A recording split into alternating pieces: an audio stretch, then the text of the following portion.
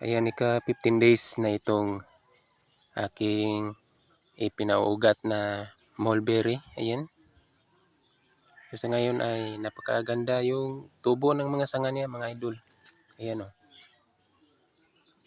Ayan.